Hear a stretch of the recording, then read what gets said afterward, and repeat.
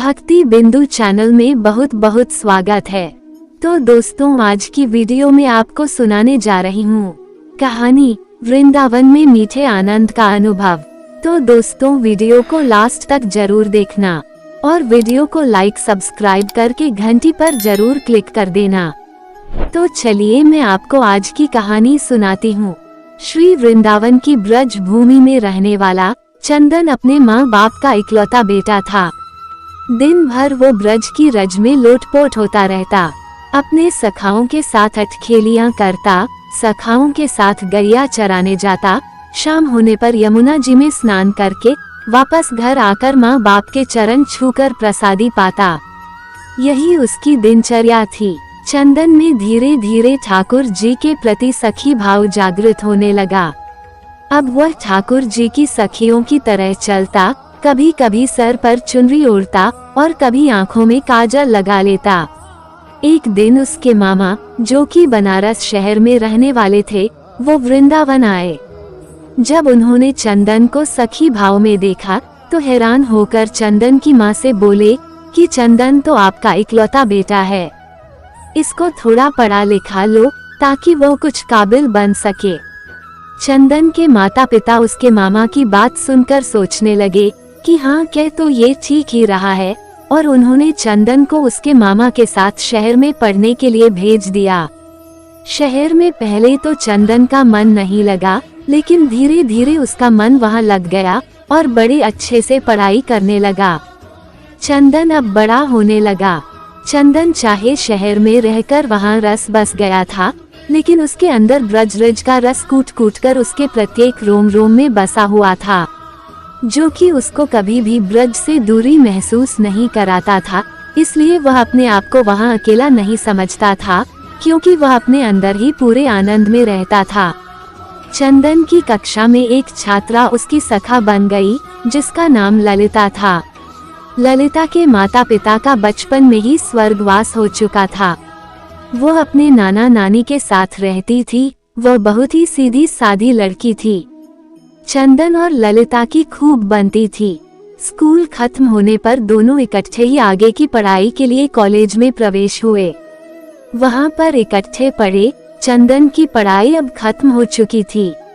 वो अपने घर वृंदावन धाम जाने के लिए तैयार हुआ, तो उसने ललिता को कहा, क्या तुम मेरे साथ वृंदावन धाम चलोगी? तो ललिता ने अपने नाना नानी की आज्ञा लेकर चंदन के साथ जाना स्वीकार कर लिया। जब चंदन अपने मामा जी से विदा लेकर वृंदावन धाम पहुंचा, तो वृंदावन में कदम रखते ही चंदन के हाव भाव बदल से गए। वह तो एकदम से सखी भाव में आ गया। उसकी चाल नर से नारी जैसी हो गई। वो अपनी कमर में हाथ रखकर चलने लगा। अचानक से उसकी चाल में आए परिवर्तन को देखकर ललिता हैरान होकर उसको देखती रही, लेकिन वह बोली कुछ नहीं। अब चंदन अपने घर पहुंच चुका था। घर जाकर उसने अपने माता पिता के चरण छुए और ललिता के बारे में उनको बताया। ललिता की सुंदरता और सादगी को देखकर चंदन के माता पिता भी बहुत प्रसन्न हुए। काफी दिन हो चुके थे ललिता को वृंदावन आए हुए, तो जब उसने चंदन से जाने की आज्ञा मांगी, तो चंदन ने अचानक से उसको कहा कि क्या तुम मेरी जीवन संगिनी बनोगी? अचानक से ये सुनकर ललिता घबरा और लज्जा सी हो गई और उसने मुस्कुराकर हाँ में हामी भर दी। अब उन दोनों की शादी बड़ी धूमधाम से संपन्न हो गई, लेकिन ललिता को कभी कभी चंदन का व्यवहार अजीब सा लगता था। चंदन कभी कभी अपनी आंखों में काजल लगाकर, सर पर चुनरी ओढ़कर, कमर पर हाथ रखकर न जाने कौन सा नृत्य करता रहता और किसको रिझाता रहता। ललिता को ये सब समझ नहीं आता। एक दिन उसने पूछा कि आप कभी कभी ऐसा रूप क्यों धारण कर लेते हो? तो चंदन मुस्कुराकर उसकी तरफ देखने लगा और तभी उसने मन में कुछ निश्चय किया और कहा कि प्रिय, तुम सुबह तैयार हो जाना, मुझे तुम्हें कहीं पर लेकर जाना है। ललिता को कुछ समझ नहीं आया, लेकिन पति की आज्ञा को मानकर वह जल्दी सुबह उठकर तैयार हो गई। चंदन उसको बरसाना धाम ले गया और किशोरी जी के निज महल में जाकर उसने अपने पाँव में घुंघरू बांधकर, आंखों में काजल लगाकर, कमर पर चुनरी बांधकर नृत्य करना शुरू कर दिया। ललिता उसको देखकर हैरान हो रही थी कि अचानक से चंदन को क्या हो गया है। वो तो बस अपनी धुन में किशोरी जी के आगे नृत्य करता जा रहा था। उसका नृत्य इतना मंत्रमुग्ध करने वाला था कि वहाँ पर आए सभी भक्तजन उसके नृत्य का आनंद ले रहे थे। बाहर से कभी कभी पवन का एक झोंका आकर चंदन के नृत्य का आनंद ले जाता और कभी कभी सूरज की किरणें अंदर आकर चंदन के पैरों में बजते नूपुर से निकली राधे राधे की ध्वनि को सुनकर आनंदित हो जाती। जब चंदन थोड़ा शांत हुआ तो उसने ललिता को बताया कि यह हमारी लाडली सरकार है, इनको नमन करो। ललिता को तब भी कुछ समझ न आया। वह अभी भी असमंजस में थी। किशोरी जी को प्रणाम करके वह वापस वृंदावन आ गए। दूसरी ओर उसी शाम ठाकुर जी और किशोरी जी यमुना जी में नाव विहार करने के लिए निकले। नाव बहुत ही सुंदर तरीके से सजी हुई थी।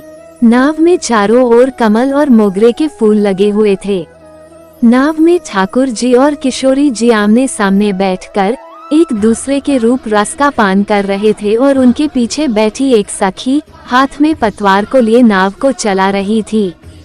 तभी अचानक से सखी के हाथ से पतवार छूटकर यमुना में चली गई और वो घबरा सी गई और घबराहट के कारण वह अपने पैरों के नाखून से नौक की भूमि को कुरेदने लगी।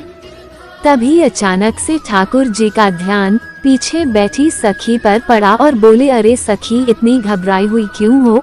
उसने हाथ जोड़कर बड़ी विनम्रता से कहा, कन्हैया, मेरी पतवार यमुना जी में गिर गई है।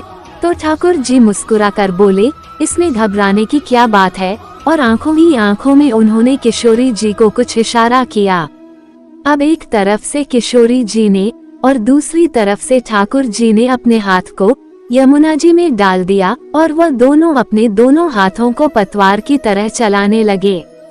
झुकने के कारण किशोरी जी के सिर पर ओढ़ी चुनरी यमुना जी में भीग रही थी और उधर दूसरी तरफ ठाकुर जी का गले में पड़ा पीताम्बर यमुना जी में भीग रहा था।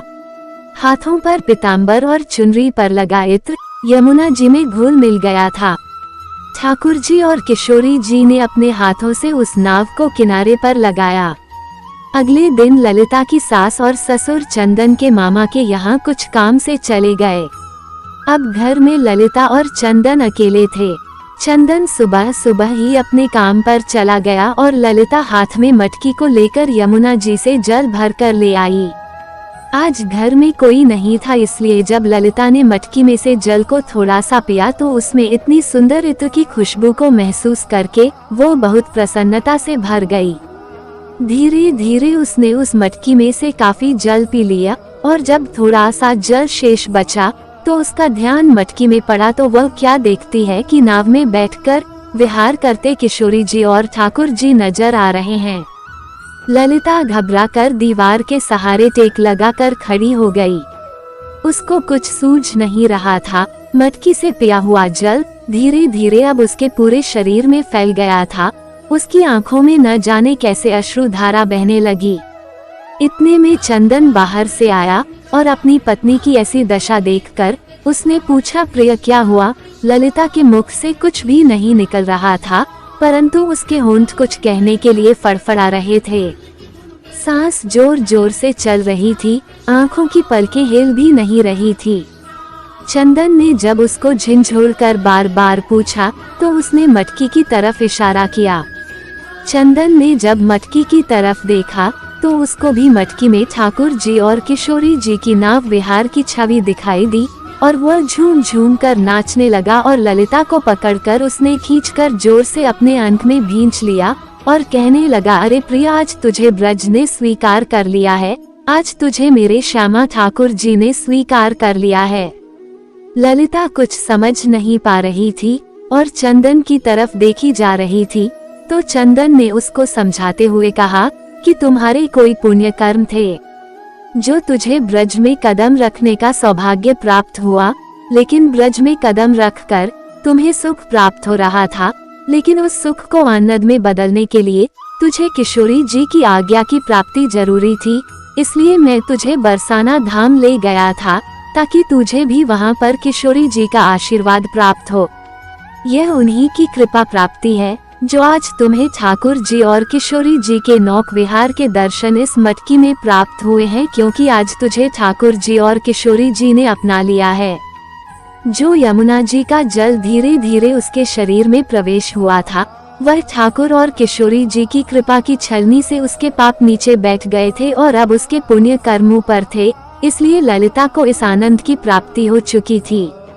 ब्रज में तो हर कोई आता जाता रहता है और उसको सुख की प्राप्ति होती रहती है, लेकिन जिस पर ठाकुर जी व किशोरी जी की कृपा हो उसको सुख के साथ साथ ठाकुर जी के आनंद की भी प्राप्ति होती है।